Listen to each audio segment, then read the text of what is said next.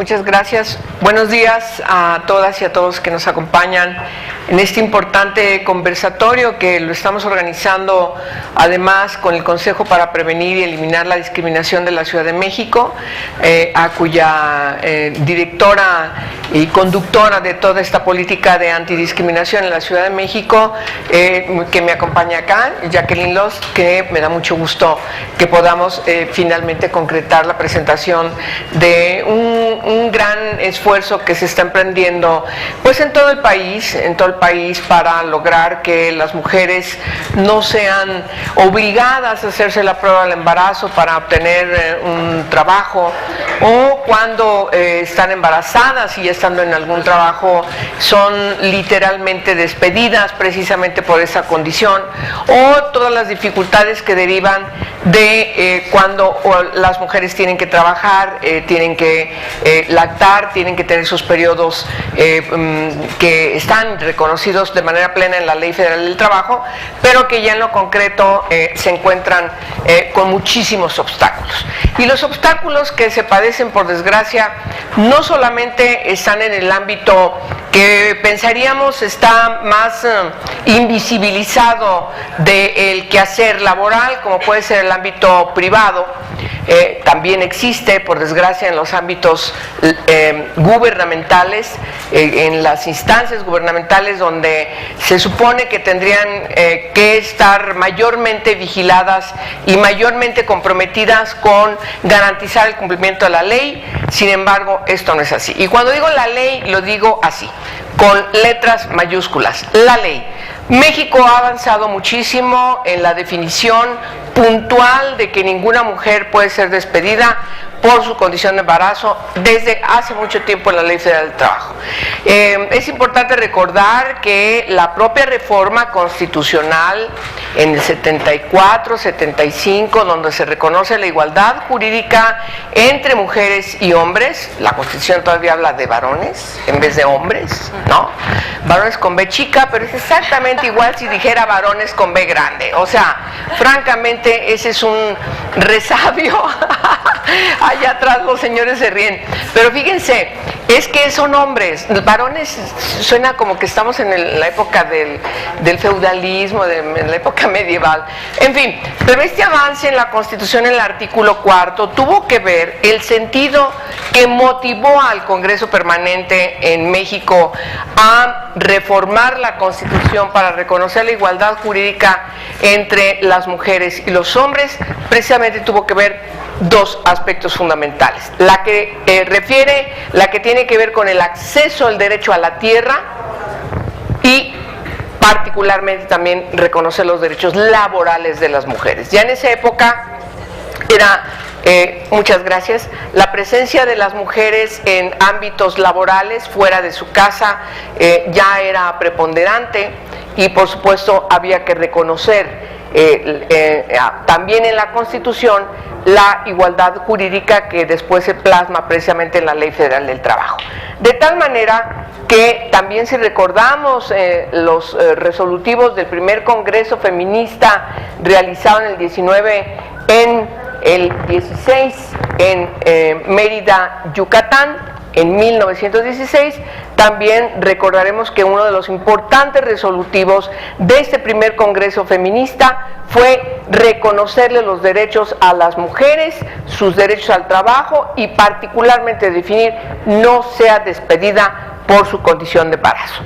De tal manera que la historia para visibilizar los derechos laborales de las mujeres, cuando se embarazan, cuando lactan, cuando tienen que asumir las responsabilidades derivadas de la maternidad, antes y posparto, han sido siempre un tema que sigue teniendo, por desgracia, todavía una gran preocupación de muchísimas organizaciones, porque, insisto, el problema se padece no solamente en los ámbitos laborales, en el ámbito privado, sino también en los ámbitos gubernamentales. De tal manera que hoy nos da mucho gusto que ese tema sea tratado en el Senado de la República, particularmente en la Comisión de Derechos Humanos, y nos honra muchísimo organizarlo con Jacqueline Lost, y sobre todo quiero agradecer además la presencia de dos expertas,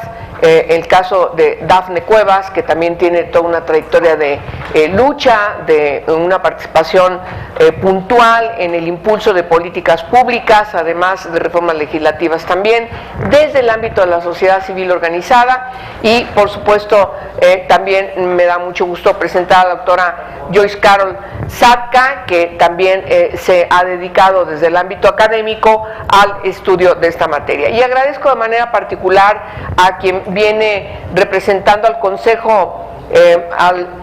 Consejo Directivo de la Asociación Mexicana de Juzgadoras, la magistrada Lilia Mónica López Benítez, que también nos va a dar un enfoque desde el ámbito judicial, cómo lo están enfrentando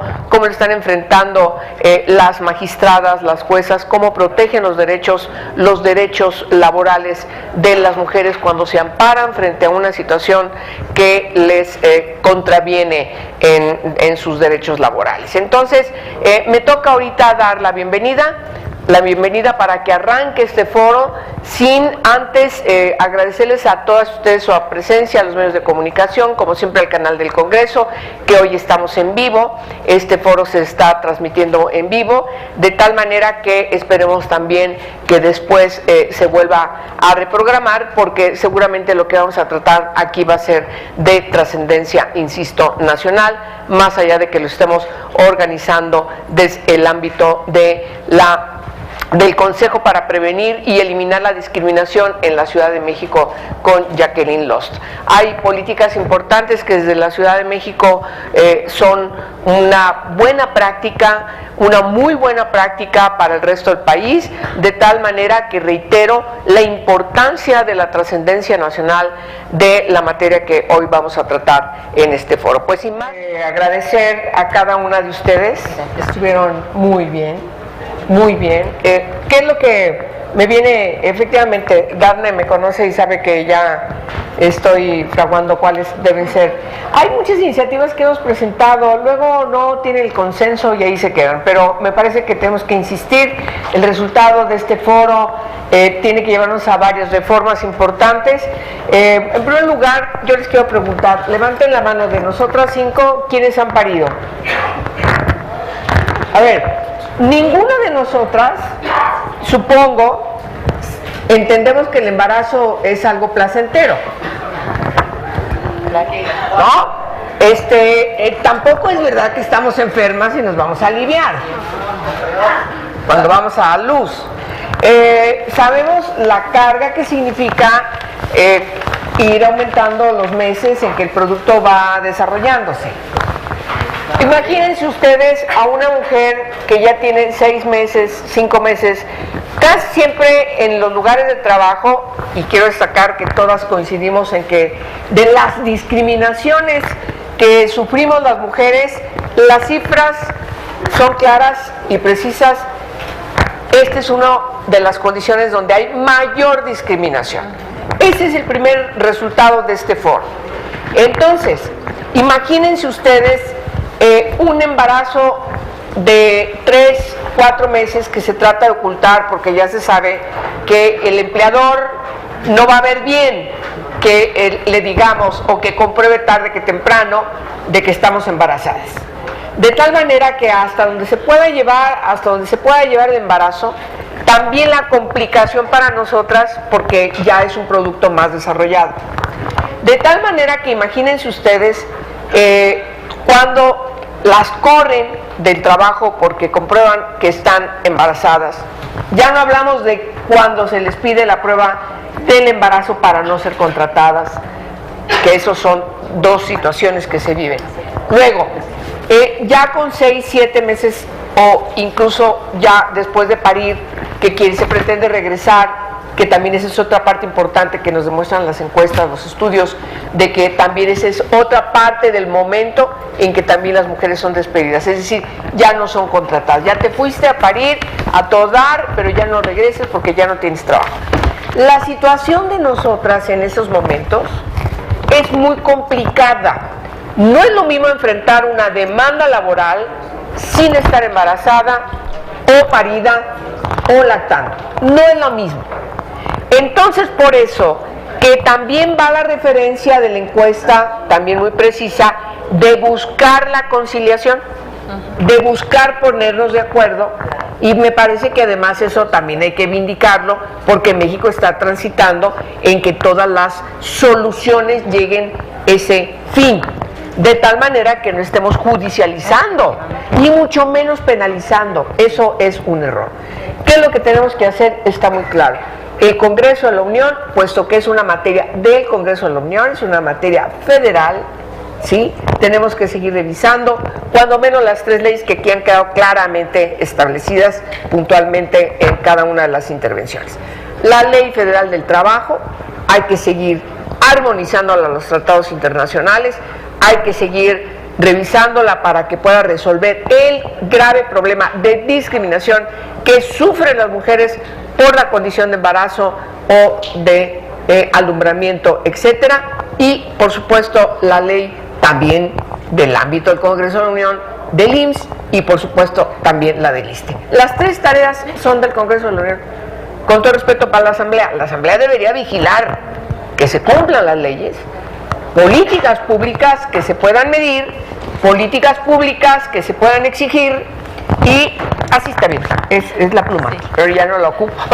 Entonces sí es muy importante que trabajemos en que no solamente la Asamblea, también los congresos de las 31 entidades federativas restantes, pues tomen cartas en el asunto, porque les corresponde como Poder Legislativo también revisar el cumplimiento de las leyes, aunque estas sean del orden federal, y por supuesto las políticas públicas, y que garanticen que las mujeres desarrollen toda su potencialidad, y el ser madre, embarazarse, parir, lactar, etcétera, etcétera, el cuidado de la niña, el niño, no se debe constituir en un impedimento para lograr ese desarrollo profesional que queremos y al que tenemos derecho todas las mujeres.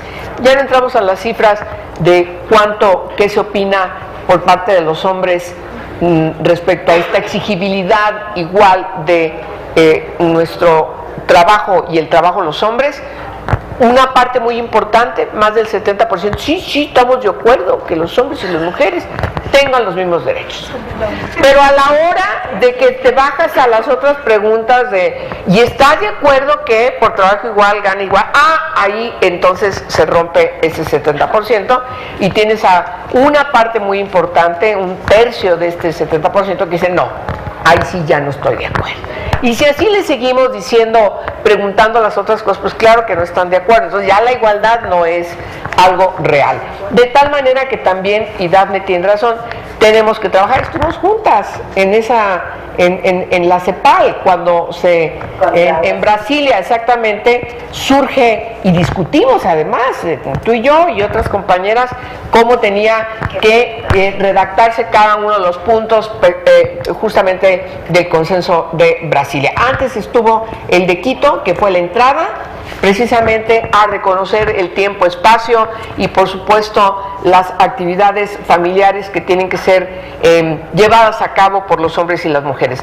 No porque sean buena ondita, sino porque debe ser una obligación de hombres y mujeres a atender de manera igualitaria las responsabilidades de la familia, del hogar, etcétera, etcétera. De tal manera que seguiremos insistiendo que México, que el presidente de la República nos mande estos tratados internacionales inscritos desde la Organización Internacional del Trabajo para garantizar, para seguir fomentando esta igualdad entre las trabajadoras y los trabajadores, y por supuesto sus responsabilidades en sus familias. De tal manera que este foro nos deja tareas.